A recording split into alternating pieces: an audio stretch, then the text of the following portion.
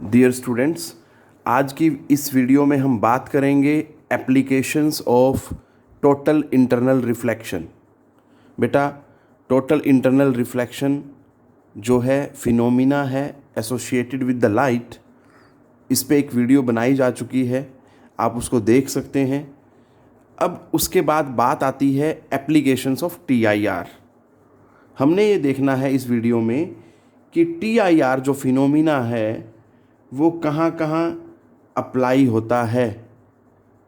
जैसे कि अगर मैं बोलूँ कि जो ब्रिलियंस ऑफ डायमंड है वो किस वजह से है, या shining of an air bubble है in water, that is because of which thing.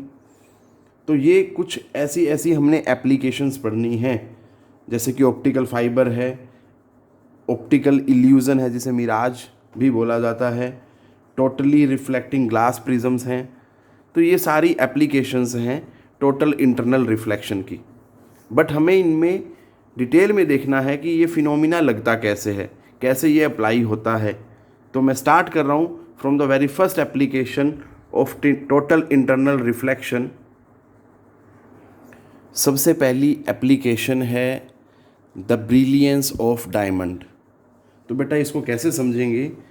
वो कहता है ये तो क्लियर है कि जो ब्रिलियंस ऑफ डायमंड है that is because of total internal reflection. बेटा अब ये होता कैसे है, देखो वो कहता है कि जो म्यू है फॉर डायमंड दैट इज़ 2.42। ठीक है बेटा, अब हमने एक फॉर्मूला पढ़ा हुआ है, mu D is equal to 1/sin c। यहाँ पे c क्या होता है? क्रिटिकल एंगल होता है बेटा। अगर मैं क्रॉस मल्टीप्लाई करता हूँ तो sin c is equal to 1/μd। Clear है? तो यहाँ पे 1/μd अगर वैल्यू रखूँगा sin c की वैल्यू, मतलब c जो आ जाएगा साइन इनवर्स 1/μd, और इसकी जो वैल्यू आती है दैट इज़ 24.2 डिग्री। क्लियर है बेटा? 24.4 degree, sorry that is not 24.2, that is 24.4 degree. अब यहाँ से हमें क्रिटिकल एंगल पता लग गया बेटा। अब हमें पता होता है कि टोटल इंटरनल रिफ्लेक्शन के लिए क्या कंडीशन है कि जो एंगल ऑफ इंसिडेंस है that must be greater than critical angle. ठीक है बेटा, तो वो ये कहना चाहता है कि जो डायमंड है उसके फेसिस को कट करने के बाद जो लाइट उसमें एंटर करती है that is always at an angle greater than critical angle. इस एंगल से बड़े एंगल पे एंटर करती है, जिससे लाइट क्या होती है, that suffers multiple total internal reflections through various faces. Clear है? And remains within the diamond failing to come out, मतलब वो वेरियस सरफेसिस के थ्रू ही टोटल इंटरनल रिफ्लेक्शन होता रहता है और वो बाहर नहीं आ पाती है। यही रीज़न है बेटा ब्रिलियंस ऑफ डायमंड का। Now we move to the another application of total internal reflection बेटा, shining of an air bubble in water. तो बेटा आपको समझाने के लिए मैंने क्या किया है, एक बीकर लिया है, उसमें ये एयर बबल बनाया है बेटा। ठीक है, और इसके सेंटर से हमने ये नॉर्मल प्लॉट किया हुआ है, ये जो डॉटेड लाइन है दैट इज़ नॉर्मल, ताकि हम एंगल ऑफ इंसिडेंस और रिफ्लेक्शन का पता लगा सकें बेटा। ठीक है बेटा, अब वो ये कहना चाहता है कि जब light propagating from water falls on the surface of an air bubble, ये एयर बबल है बेटा, light propagating through the water, तो जब वो एंगल, कौन सा एंगल है, that is the critical angle, जब वो 48.75 डिग्री से ज़्यादा एंगल पे इंसिडेंट होती है। तो बेटा जी कैसे बनेगा वो एंगल, अगर हम बनाना चाहें तो दैट इज़ दिस वन। ठीक है, आप इसको थोड़ा सा और बढ़ा सकते हैं एंगल को, क्योंकि मुझे उससे बड़ा लेना है एंगल। ठीक है जी, ये है, so this is angle of incidence.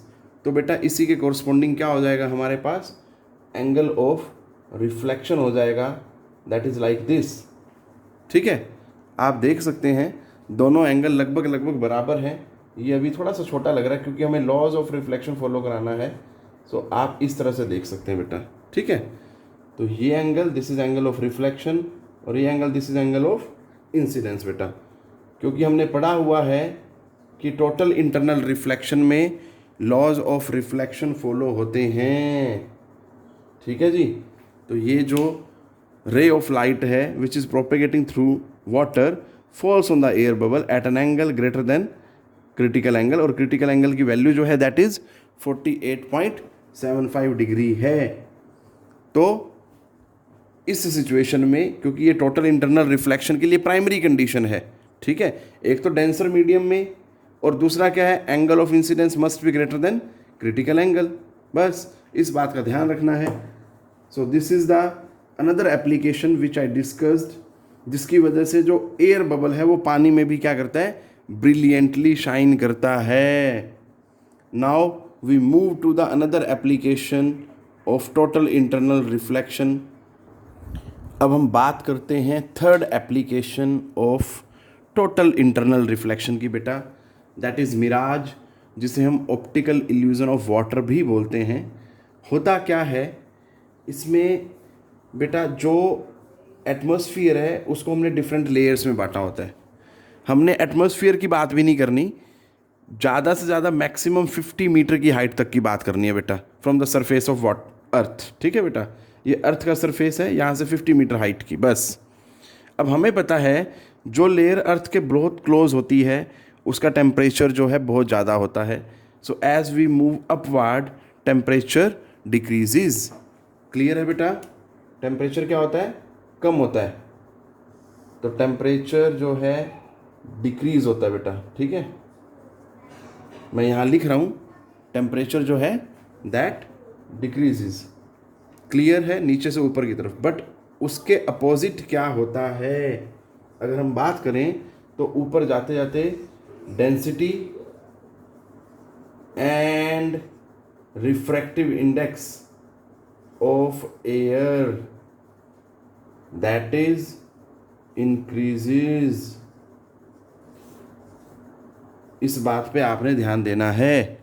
दोनों चीज़ें देखो, जैसे जैसे नीचे से ऊपर जाएंगे टेम्परेचर तो डिक्रीज होगा, बट डेंसिटी ऑफ एयर और रिफ्रैक्टिव इंडेक्स ऑफ एयर, मैं यहाँ कोमा लगा देता हूँ, दोनों क्या होंगे, इंक्रीज होंगे। इट मीन्स अगर मैं मान लूँ ये कोई ऑब्जेक्ट है, उससे कोई रे एमिट हुई, तो ये जो लेयर है ये डेंसर है और ये क्या है, रेयर है।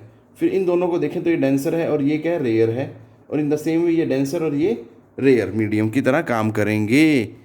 तो बेटा हमें पता है जब जब रे डेंसर से रेयर मीडियम की तरफ आती है तो वो away from the normal bend होती है। तो जैसे ये रे आई तो मैंने यहाँ इस पॉइंट पे नॉर्मल बनाया बेटा, ये अवे फ्रॉम नॉर्मल बेंड हो गई।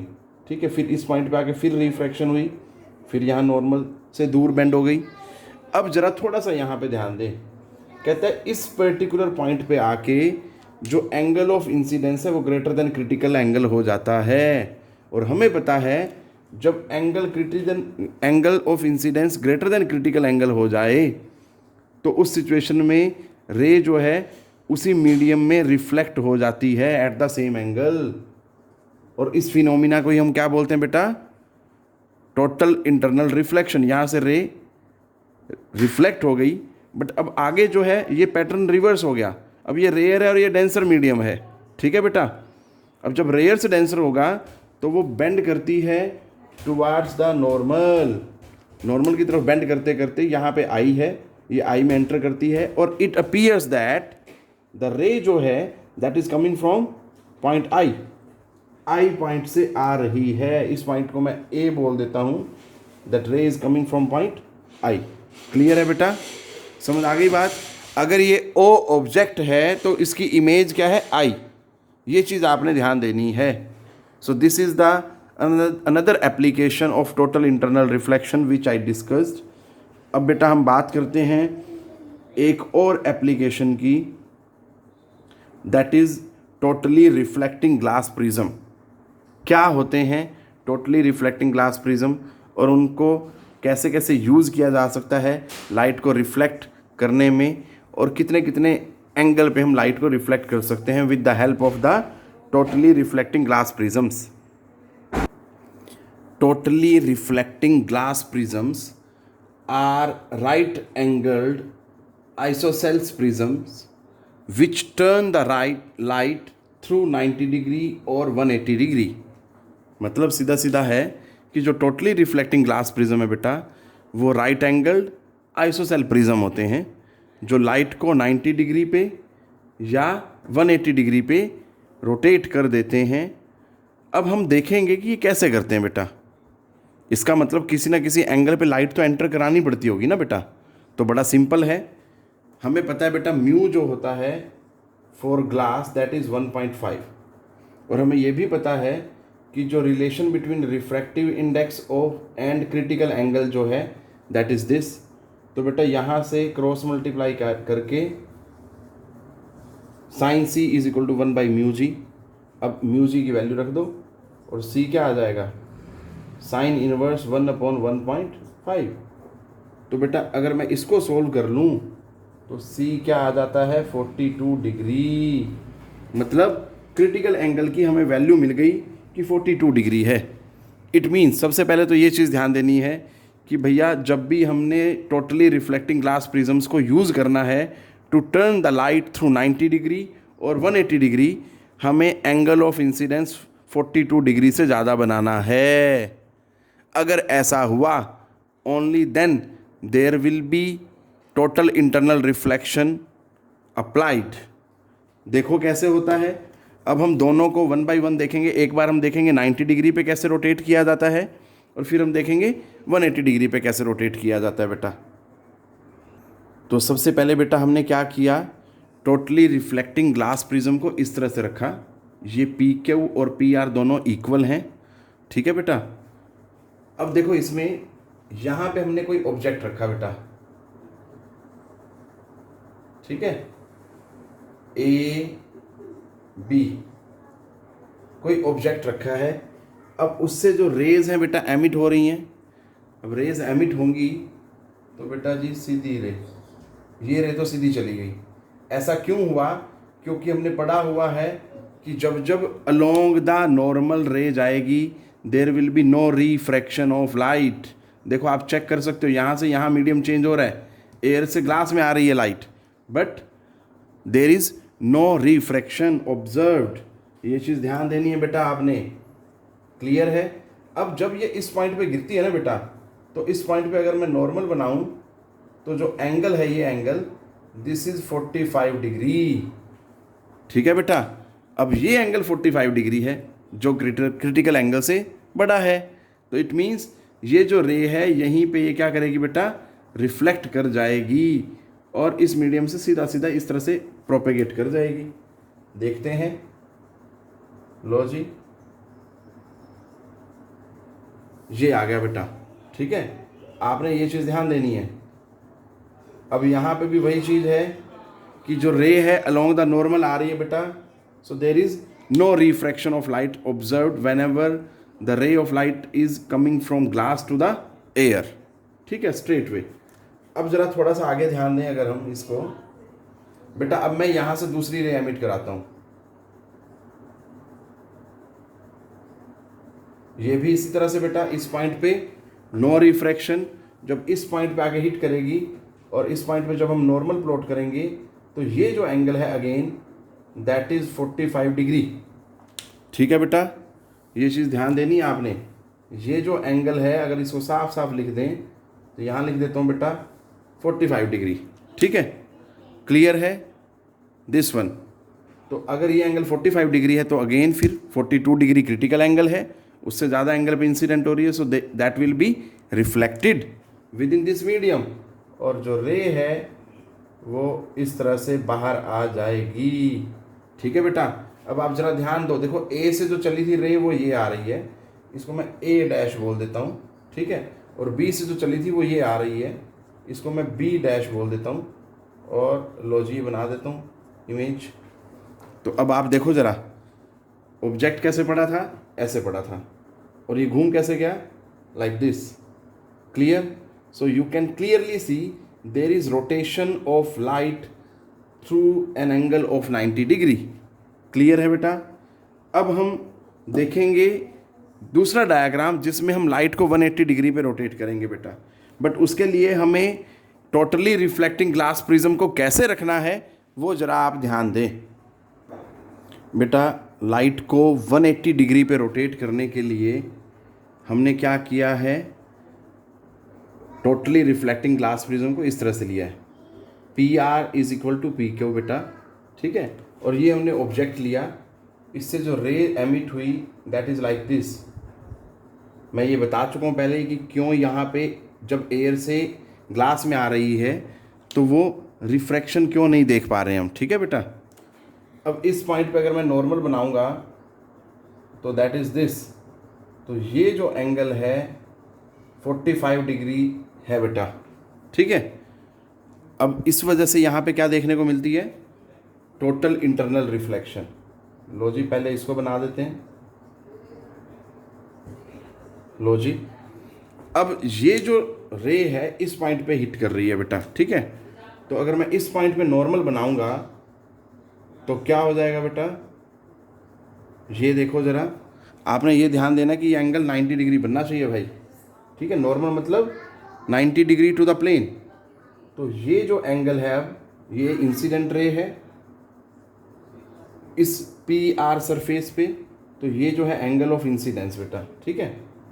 और इसको अगर हम देखें तो ये जो एंगल बनेगा दैट इज़ अगेन 45 डिग्री, ठीक है बेटा। अब ये फिर 45 है तो यहाँ से फिर क्या होगा, टोटल इंटरनल रिफ्लेक्शन, और जो रे है वो हमें इस तरह से बाहर मिलेगी, ठीक है बेटा जी। ये चीज़ ध्यान देनी है आपने।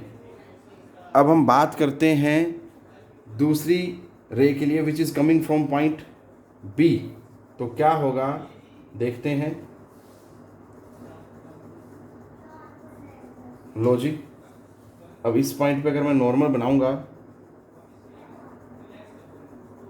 ये एंगल जो है अगेन 45 डिग्री, तो यहाँ से टोटल इंटरनल रिफ्लेक्शन, आप इसको डॉटेड भी ले सकते हैं भाई। अब इस पॉइंट पे फिर मैं नॉर्मल अगर बनाऊंगा, लो जी दैट इज़ अगेन 45 डिग्री, तो बेटा यहाँ से फिर क्या होगा, again total internal reflection will take place, और हम क्या देखेंगे, जो रे है which is coming from point B, यहाँ पे टोटल इंटरनल रिफ्लेक्शन हुआ, फिर यहाँ पे टोटल इंटरनल रिफ्लेक्शन हुआ, और इस तरह से होते हुए वो यहाँ पे हमें मिल जाती है। ये बी डैश हुआ, क्लियर है, और ऐसे ये क्या हुआ बेटा, ए डैश। इन दोनों को अगर मिला देंगे तो आप देख सकते हो बड़ा क्लियरली कि जो पहले ऐसे ऑब्जेक्ट था बेटा, ठीक है, अब वो ऐसे हो गया, मतलब पहले ऐसे था अब वो ऐसे हो गया। लाइट कितने डिग्री पे रोटेट हो गई, 180 डिग्री पे। ये चीज़ आपने ध्यान देनी है बेटा, क्लियर है। तो आप यहाँ पे देख पा रहे हैं कि अगर ये ऑब्जेक्ट था तो 180 डिग्री पे रोटेट हो गया, ठीक है बेटा। तो अब हम चलते हैं next application of total internal reflection पे, जो है ऑप्टिकल फाइबर्स, ठीक है बेटा।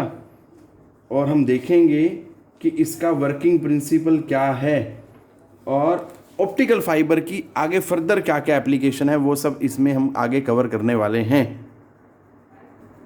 These are used as guided medium for transmission of optical signals over long distances of several kilometers without loss in intensity बेटा, ठीक है।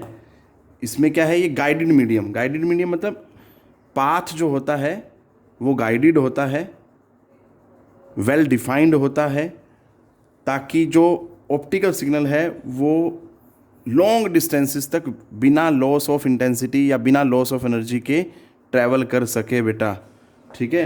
ये चीज़ आपने ध्यान देनी है। अब हम इसकी कंस्ट्रक्शन की बात करते हैं पहले। तो कंस्ट्रक्शन क्या है देखते हैं। अगर हम इसकी कंस्ट्रक्शन की बात करें तो बेटा कोई भी जो ऑप्टिकल फाइबर होता है that consist of 3 parts. First one is core, second cladding and third is the buffer coating. Core क्या होता है, मैंने यहाँ डायग्राम में बनाया है, आप यहाँ से समझ सकते हैं बड़ी आसानी से। The central cylindrical core made up of very high quality glass हो सकता है, सिलिका हो सकता है, प्लास्टिक हो सकता है, जिसका रिफ्रैक्टिव इंडेक्स μ1 है। क्लियर। अब μ1 जो टिपिकल ऑप्टिकल फाइबर में जिसकी वैल्यू होती है दैट इज 1.52। याद रखें बेटा, जो μ1 है या जो कोर मटेरियल है उसका रिफ्रैक्टिव इंडेक्स क्या होता है in a typical optical fibre that is 1.52। ठीक है। अब हम बात करते हैं क्लैडिंग की। क्लैडिंग जो होती है, ये कोर जो होती है that is surrounded by this cladding. Clear. That is also made up of glass और प्लास्टिक जैकेट, जिसका रिफ्रैक्टिव इंडेक्स क्या होता है μ2 होता है, और μ2 जो होता है वो लो होता है μ1 से, और इसकी जो वैल्यू होती है दैट इज़ 1.48, और मैं यहाँ μ1 की अगर वैल्यू लिखूँ तो दैट इज़ 1.52। क्लियर। अब आप अगर ध्यान से देखें कि जो आउटर पार्ट है उसका रिफ्रैक्टिव इंडेक्स कम है और जो इनर पार्ट है उसका रिफ्रैक्टिव इंडेक्स ज़्यादा है। और तीसरी जो लेयर है that is the buffer coating, सबसे आउटर मोस्ट लेयर है। तो वो कहता है कि ये जो कोर और क्लैडिंग वाला पार्ट है, ठीक है, ऑप्टिकल फाइबर का, that is enclosed in a plastic jacket, और इस प्लास्टिक की जैकेट को क्या बोलते हैं बेटा, बफर कोटिंग बोलते हैं। ये ऑप्टिकल फाइबर को सेफ्टी और स्ट्रेंथ प्रोवाइड कराने के लिए होता है। आपने सुना होगा रिसेंटली गवर्नमेंट ऑफ इंडिया ने ऑप्टिकल फाइबर बिछाया है, ठीक है, from Chennai to the Andaman Nicobar बेटा।